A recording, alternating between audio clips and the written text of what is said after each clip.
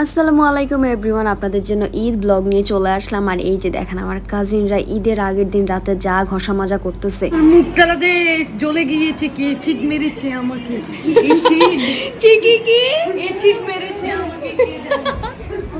আমরা এক রুমের মধ্যে না হইলো 12 থেকে 13 জন কাজিন একসাথে রেডি হয়েছি। আর এই জন্য হচ্ছে আমি অনেক ভিডিও করতে পারি নাই, আর ভিডিও করতে ভাই খুবই প্যারা লাগে সবার মাঝে। এবার আমি রাহুলকে সালামি দিচ্ছি, যদিও আমি এবার কাউকে সালামি দেই নাই, বাট রাহুল অ্যান্ড আমার কয়েকটা কাজিনকে জাস্ট আমি সালামি দিচ্ছি। দেন হচ্ছে রেডি হয়ে খাইতে আসছি, নুডলস খাচ্ছিলাম, বিরিয়ানি খাচ্ছিলাম। আচ্ছা আমার পিকুকে দেখায়, আমি কিন্তু পিকুকে ঈদের সময় রেডি করাই নাই, বিকজ ও অনেক বেশি সিক ছিল।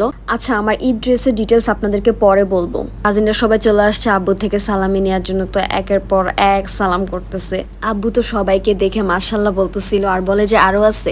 মাশাল্লাহ আমরা অনেক কাজিন, যদিও এখানে সবগুলা নাই, অনেকে হচ্ছে বাহিরে থাকে অ্যান্ড অনেকে তাদের দাদুদের বাড়িতে ঈদ করতেছে।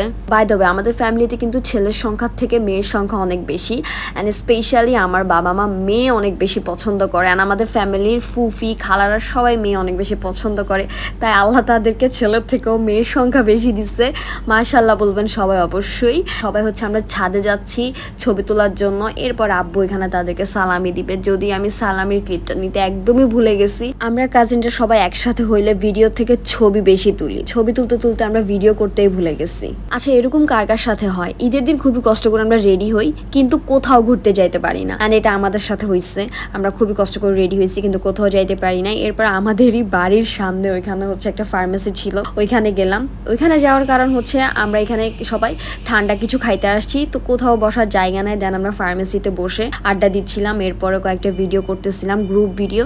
দেন আমি বাসায় এসে রিল্যাক্স হয়ে আমার পিকুকে আদর করতেছিলাম, তাকে কোলে নিলাম, তার হচ্ছে আদর লাগবে, অ্যান্ড আমাকে দেখেই দৌড় দিয়ে আমার কোলে চলে আসছে। এইসব ভিডিওগুলো না করতে পারি না, যখন এরকম সুন্দরভাবে এসে বসে থাকে তখন হচ্ছে ফোনটাই হাতের কাছে থাকে না।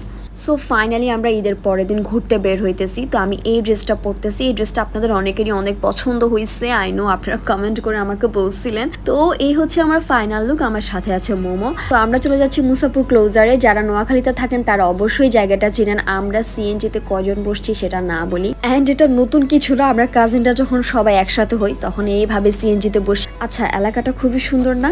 ক্লোজারে যাওয়ার পথের এই জায়গাগুলো আমার অনেক বেশি ভাল লাগে, খুবই সুন্দর খুবই সুন্দর। ঈদের পরের দিন কিন্তু খুবই গরম পড়ছে, বাট এইসব জায়গায় আসলে একদমই গরম লাগে না। আর ভাই এত মানুষ ছিল, এত জ্যাম ছিল, মানে যা বলে বুঝাইতে পারবো না। পরে তো আমরা গাড়ি থেকে নেমে দেন হেঁটে গেছিলাম। আর আশেপাশের এই রাস্তাগুলো দেখেন, মানুষের খামার ক্ষেত, এত সুন্দর লাগতেছে। এই ক্লিপটা দেখেন, এটা নিশ্চয়ই খুব ভালো করছি না?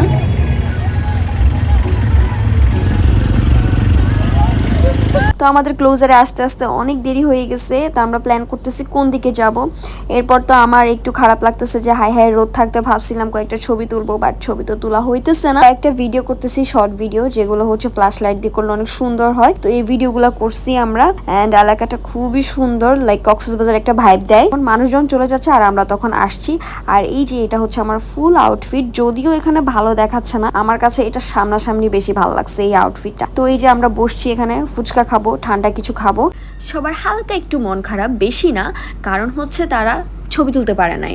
আর এই সময় জাস্ট ফ্ল্যাশ লাইট দিয়ে কয়েকটা ছবি তুলছিলাম আমরা, তাও অত ভালো আসে নাই। তাই আমরা প্ল্যান করতেছি যে কালকে কোথায় যাওয়া যায়, কালকে একটু সুন্দর জায়গায় যাব, গিয়ে আমরা অনেক অনেক ফটোশ্যুট করব। আর সেটারই কথাবার্তা হইতেছিল এখানে বসে, অ্যান্ড বলতেছিলাম যে আমরা এই সেম ড্রেস পরেই আবার হচ্ছে কোথাও যাব। ছবি তুলতে পারি না, ডাজন্ট ম্যাটার, বাট আমরা অনেক অনেক বেশি মজা করছি। আর কাজিনরা সবাই একসাথে থাকলে না ভাই অনেক অনেক মজা হয়।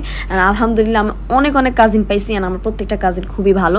এই হচ্ছে ঈদের থার্ড দিন, আর আমরা চলে যাচ্ছি চৌমুহনী, বাট যেই জায়গাটা যাচ্ছি সেটার নাম হচ্ছে ফুড ফরেস্ট। ফুড ফরেস্টের অনেক অনেক রিভিউ দেখছি, অ্যান্ড আমাকে অনেকেই বলছে ফুড ফরেস্টে যাওয়ার জন্য, জায়গাটা নাকি অসম্ভব সুন্দর। সো আমরা হচ্ছে এখানে চলে আসছি, কেন্দুরবাগ বাজার জায়গাটার নাম। আর কেন্দুরবাগ বাজারের সামনেই হচ্ছে ঠিক ফুড ফরেস্ট। তো সবাই চলে আসছি, অ্যান্ড ফুফি আসবে, ফুফির জন্য আমরা ওয়েট করতেছি। অ্যান্ড এই যে আমি, তো সবাই হচ্ছে মোটামুটি তাদের ঈদের ড্রেস পরছে, বাট আমি কালকে ড্রেসটাই পরছি, মানে ঈদের সেকেন্ড ড্রেসটাই পরছি, কেননা ঈদের সেকেন্ড ড্রেস পরা আমার কোনো পিক পিকচারই নাই, আর ওদের হচ্ছে ঈদের ড্রেস পরা কোনো পিকচার নাই। তো এই জন্য সবাই তাদের ঈদের ড্রেস পরছে আর আমি আমার ঈদের সেকেন্ড ড্রেস পরছি। আর এই হচ্ছে ফুড ফরেস্টের এন্ট্রি, খুবই সুন্দর ছিল।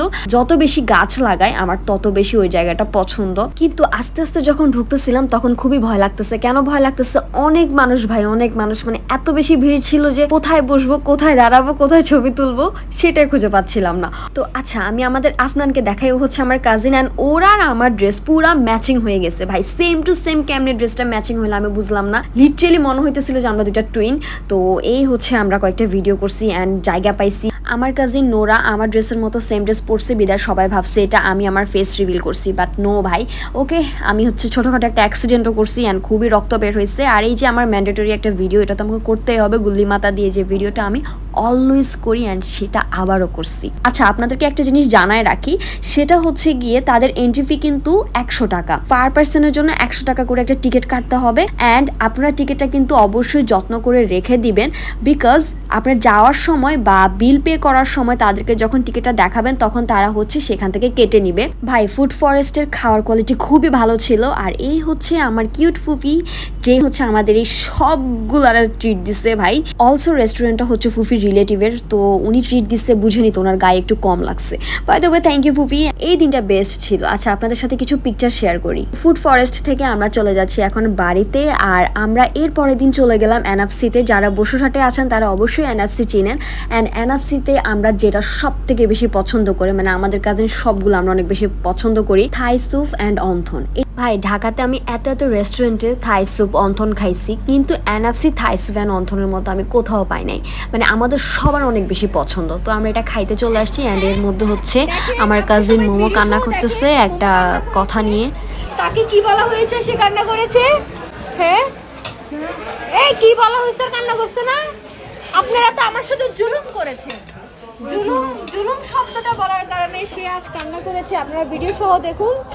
মোমোর কান্নার মেইন পার্টটা তো আমি দিই নাই, আর ওই পার্টটা দেখতে চাইলে অবশ্যই কমেন্ট করে জানাবা, সেটা খুবই ফানি ছিল। অ্যান্ড সবাই ভালো থাকবেন, সুস্থ থাকবেন। আমার ঈদ ব্লগটা কেমন হয়েছে অবশ্যই কমেন্ট করে জানাবেন। আল্লাহ হাফেজ।